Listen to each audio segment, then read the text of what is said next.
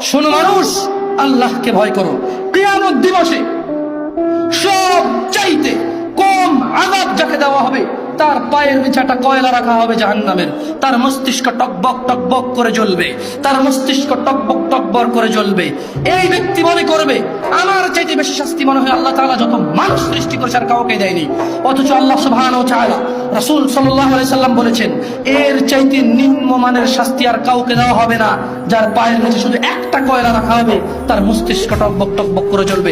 আল্লাহ সুবহানাহু ওয়া তাআলা বলেন, ইউবাশশিরুনহুম, ও মুহাম্মদ সাল্লাল্লাহু আলাইহি সাল্লাম, আপনি দেখবেন অপরাধীরা যারা ঘুষ নিয়ে ব্যস্ত, সুদ নিয়ে ব্যস্ত, জেনা নিয়ে ব্যস্ত, মদ নিয়ে ব্যস্ত, জুয়া নিয়ে ব্যস্ত, মিথ্যা নিয়ে ব্যস্ত, আযানকে পরোয়া করে না, সালাতকে পরোয়া করে না, বেনামাজি হওয়াকে কুফরি মনে করে না। ইউবাশশিরুনহুম, আপনি দেখবেন ইয়াওয়াদুল মুজরিম, এই অপরাধীগুলো লাউ ইফতাদি মিন আযাবি ইয়াউমিযিন বিবানি, তারা আল্লাহকে বলবে, ইয়া আল্লাহ, ইয়া আল্লাহ, এই ছেলেকে নিয়ে নেন, ইয়া আল্লাহ, এই ছেলেকে জাহান্নামে দিয়ে দেন, আমার মুক্তিপণ হিসেবে আমি ছেলেকে দিয়ে দিলাম, আমাকে আজকে আপনি জাহান্নামের আগুন থেকে বাঁচিয়ে দেন।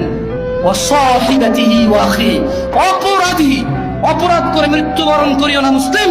এজন্য আমি বক্তব্যের শুরুতে বলেছিলাম, ওয়ালা তামুতুন্না ইল্লা ওয়া আনতুম মুসলিমুন, মুসলমান হওয়া ছাড়া মরিও না, খবরদার মুসলমান হওয়া ছাড়া মরিও না।